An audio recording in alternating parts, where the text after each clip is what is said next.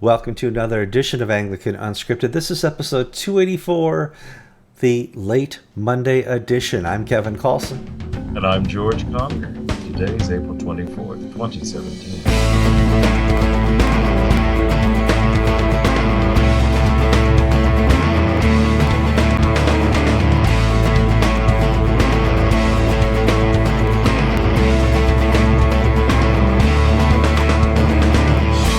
Okay, George, no show is complete without talking about the weather. 59, sunny, not a cloud in the sky in Connecticut. Tell me it's raining down there. No, it's hot, dry, sunny. We're entering the dry. We have two seasons here in Florida, the wet and Yeah. the dry. Yeah. We're in the dry. Can you still Low tell humidity. time in the afternoon by the coming rain shower? When we visited there in 2006, my kids go, Dad, every day at 3:15 it rains. That's how they do their time down here. That comes in June. Right now, Okay. April, May. This is the time we have brush fires. Ah, Uh, that's interesting. and you occasionally will see on the newspaper Walt Disney World surrounded by fires and everything. It's not Huh? just fireworks; all the swamps are burning. Jeez. All right, let's get on to some news. You've actually been absent for 2 weeks from Unscripted because during Holy Week, George is a little busy. You were busy again. Oh my goodness! I had to write seven different sermons for starting on Monday, Thursday through the end of Easter, and we had two Easter egg hunts. And I have to tell you, Kevin, I was more stressed by the two Easter egg hunts than any sermons I've written, services I performed. But I got through it, and then I mean, I know this sounds funny, but I heard confessions. I did all the stuff I was supposed to do, and I was basically in a coma. I Sure. slept 11 hours last night. I went to bed Wow. at 8 o'clock. I don't think people appreciate how hard Holy Week can be on our clergy. Oh, I'm sorry, or our Lord. It's tough times. Let's move on to some news. A lot is happening internationally. That I've seen some stories on Anglican that you've been kind enough to post. One of the big stories was former ACNA priest is bishop elect in Canada. Now, either I read that wrong, or somebody is leaving the fold, or there's a story that I'm not well aware of. George, help me out. Jake Worley, was Mhm. elected Bishop of Caledonia. And that's the northern part of British Columbia, right up behind Juneau, Alaska. And That's ice road trucker country. yes, that's exactly, Kevin. You got it right. His cathedral is in Prince Rupert, Canada. Mhm. Uh, he was elected bishop. He is a priest in charge of three rural congregations in that diocese, and he's been there for about 2015. So he's been there about 2 years. He had served in the Church of Ireland for a year before that, and then had been an EMEA priest or Anglican mission priest in New Mexico. And he originally came out of the Diocese of New Mexico, having been ordained by Terry Kelshaw. Mhm. So he didn't go straight from the ACNA to the Anglican Church of Canada. He went EMEA to Ireland to Canada, and he's been elected. Now, he's very conservative. He hasn't changed sides or anything like that. He is who he is. But it does go to speed. Several things are fascinating. One, that he was elected because he's an American and he comes out of the ACNA, and you better believe that would have been an issue for some people in the Anglican Church of Canada. He was elected. And now it has to go to the bishops of British Columbia and the Yukon, that particular ecclesiastical province, for ratification. And then he joins the Canadian House of Bishops. Well, it's not like there's enough now conservative bishops that they're going to change the vote in Canada. Canada, for the most part, is going to remain the same. They won't publish their budget numbers because they don't want people to know how bad they are. They don't publish their attendance records or Sunday records because they basically want to keep secret the crash that's happened in the Church of Canada.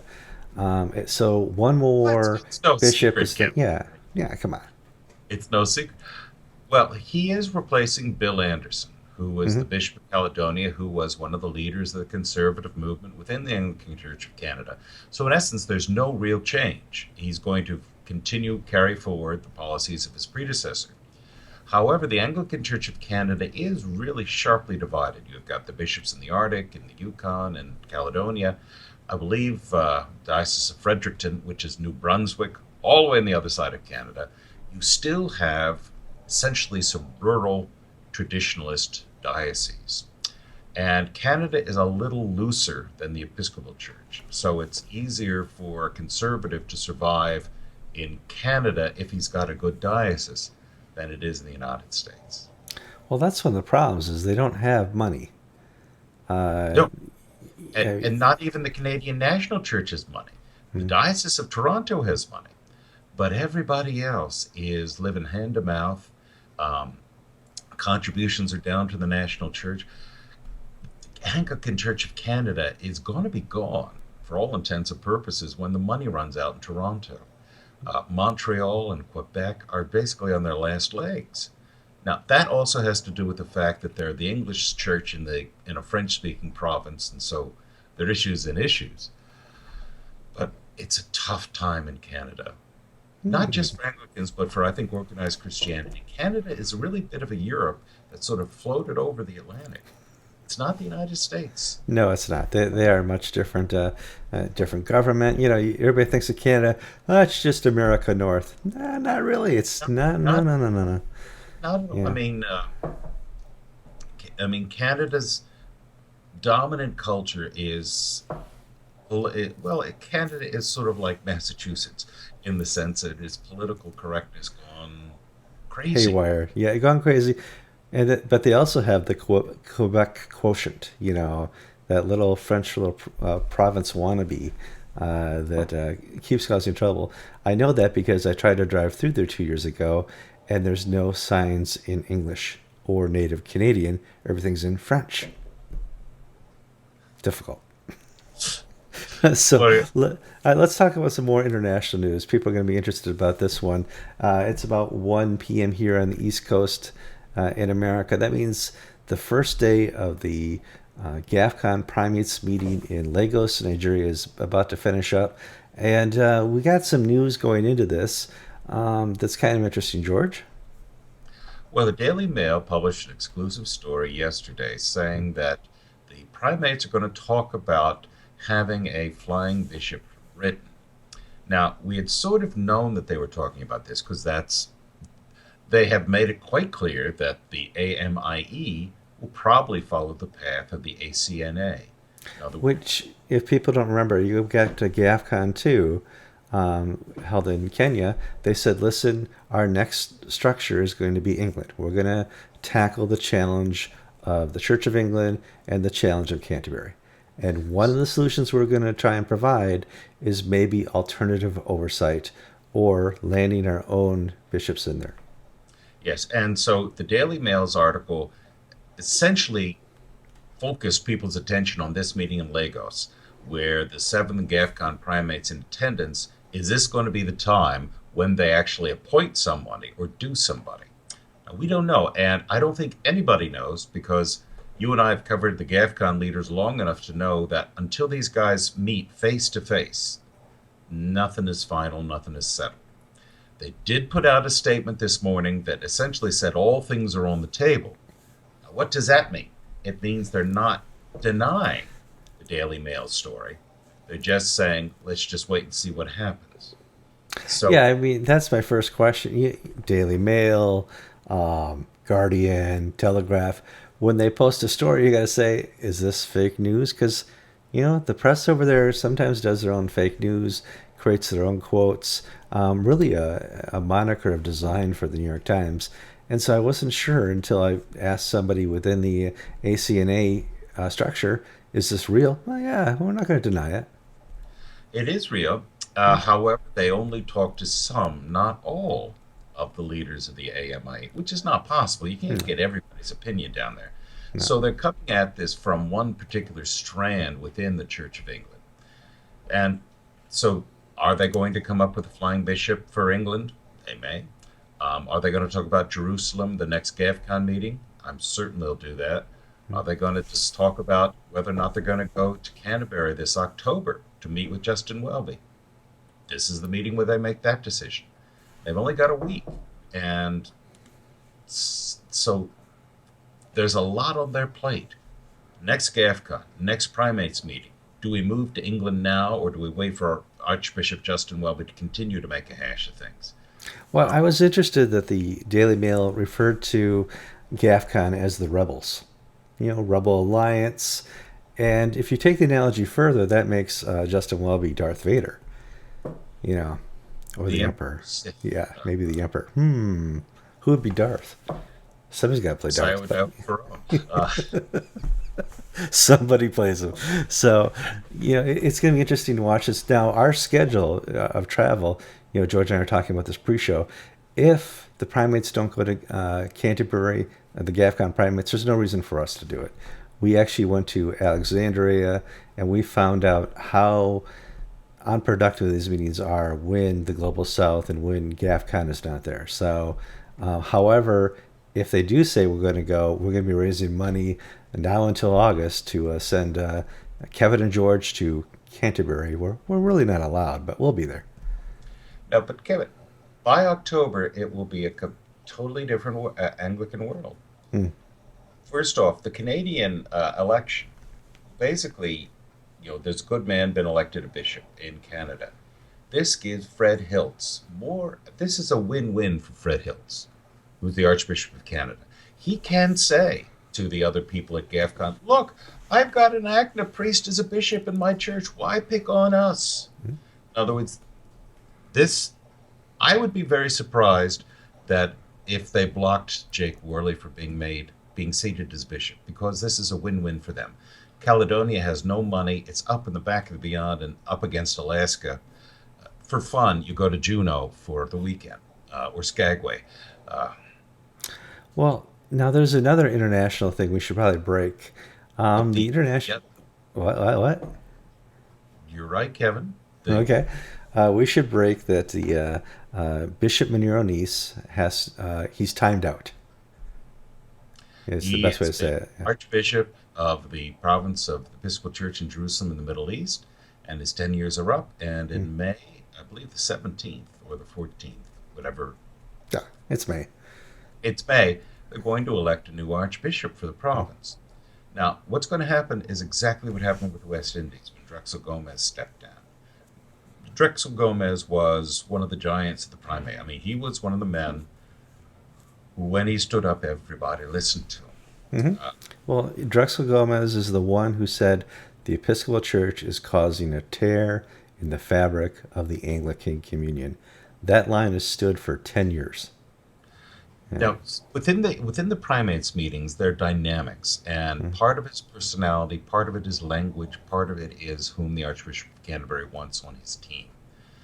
And there have always been primates who punch above their weight. In other Mhm. words, their provinces are not major provinces in terms of money or population, but by their personal standing or stature, they have more input than their peers do. I think the word you're looking for is wallop. Bang for the buck. Yes. Robin Eames, the Archbishop of Ireland, Hmm. for a long time was the towering figure in the primates meeting. Then it was Drexel Gomez. In recent years, it's been Munir Anis. Hmm. When Drexel Gomez stepped down, he was replaced by Archbishop Holder of Barbados, who's a pleasant, ineffectual person who doesn't really make any waves and Hmm. so on and so forth. When we have a replacement for Munir Nice, it's either going to be Sahel Dewani, the bishop in Jerusalem, or Michael Lewis, the bishop in Cyprus and the Gulf. Now, neither of those people are Munir Nice.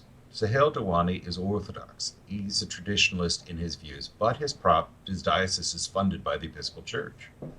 And he's not going to cut No. off his nose to spite his face. No. And Michael Lewis is essentially a pro-gay Anglo-Catholic.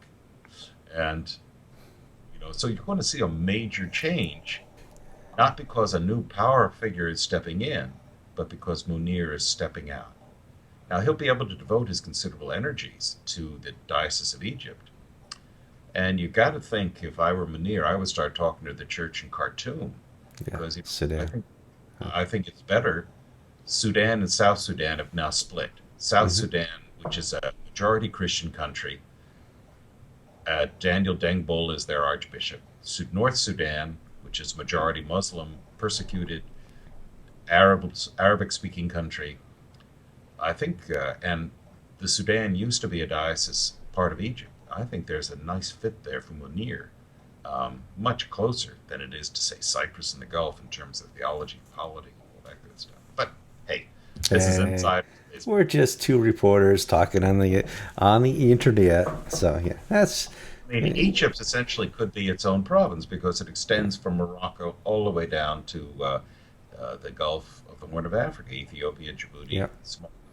I think it's the province with the most countries in it, hands down. Oh no, the Episcopal Church. Of course, I forgot those Don't 16. you don't you don't you remember those silly scenes from General Convention where you have all the flags of all the nations represented? I mean, That's true. If you count the Episcopal Communion, Church Communion, yes, they do have many more claimed thank goodness, properties. Michael, I'm so happy with Michael Curry that he's basically let that one die. Yes. He's not pushing that stone up. No, we're us. Well, But and, here's the issues facing the sure. Gafcon primates. Hmm. Um, there have been major changes. The head of the Anglican Center in Rome used to be Archbishop Moxon from New Zealand. Hmm. He's a pro-gay liberal Anglo-Catholic, but not a pro-gay liberal. And now he's been replaced by Bernard Natatori, who, for his loyalty to Canterbury, was kicked upstairs when his term of office ended to go to Rome. Bernard has been taken to task in the past by the Gafcon primates for presuming to speak on behalf of Africa. And at the end of the day, Bernard will toe the African line, but he's also a loyalist to Canterbury. And we've got Munir out of the way. Greg Venables back in the mix. Hmm. And so this primates meeting is going to be different, while at the same time, they're going to have gay marriage in Scotland by the time this meeting is held. Yeah, and that's going to be the magic key. Uh, a lot of people say Gafcon is stalled, and it may have for a period of time, but I think now that we have the onus of more news coming out of Canterbury and the Church of England, it's time to roar again. Um, Well, it's not so much stalled as that in some places it's reached its natural limits.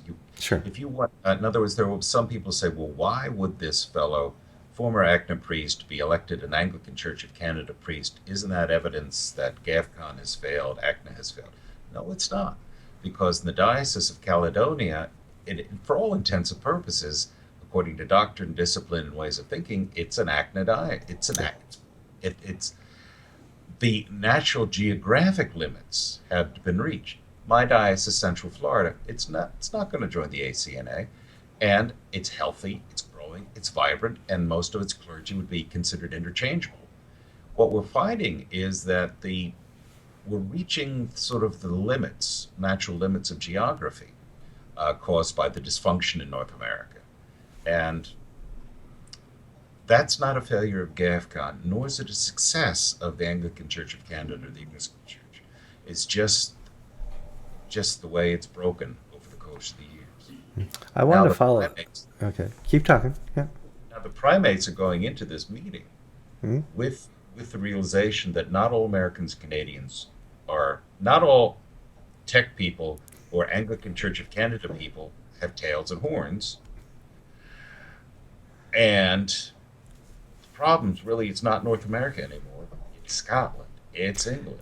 It's the Yeah. UK. The virus, while still here, is no longer contained. It jumped the pond, and we're finding just ravage. Yeah, I was talking to Gavin about this in the previous episode. I would not be surprised for a public uh,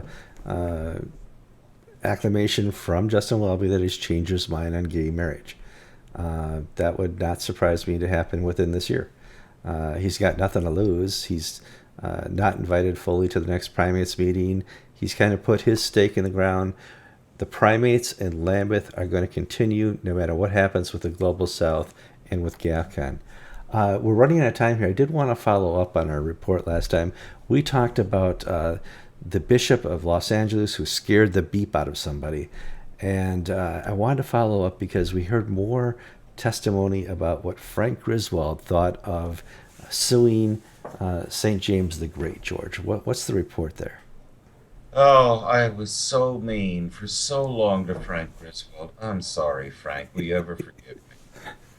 I was looking over the tapes. St. James the Great people videotaped the proceedings, and you could look at it on YouTube. It's archived. And I was watching. I have nothing to do in my life. It's Holy Week, of It's course. only a week. So, preparing my Maundy Thursday sermon, let me just watch the video testimony of this trial. Well, John Bruno testified that Frank Griswold told him not to sue the breakaway congregation of St. James. And Bruno did it anyway. Oh, Now, yeah. I can't tell you the anger that stirs up in me, but because his successor, Catherine Jefferson, people say, oh, well, Catherine Jefferson Shorey made me sue. Or, I had no choice because I was being forced by the presiding bishop. Well, under Frank Griswold, he was basically telling you, just let it go. yeah, wow. And, history is still, there's a lot we may think we know, but we don't know half of it. And this is a wonderful example. Yeah, I don't think this That stuff in will ever. 1815 under Frank Griswold, prior to 2006, Yeah, was saying, pull back, don't sue, don't fight, settle this. settle. He said settle. Boy, history would be different. George, it's been a wonderful week. I am hoping you get to catch up on some more sleep this coming week so you can do Holy Week 2018 right around the corner. Now, I want to give people, especially the clergy here, time to prepare for next year's sermon for Easter, which is going to occur April 1st. Just let you think about that. I'm Kevin Carlson. And I'm George Conger, and you've been watching episode 284 of Anglican Unscripted.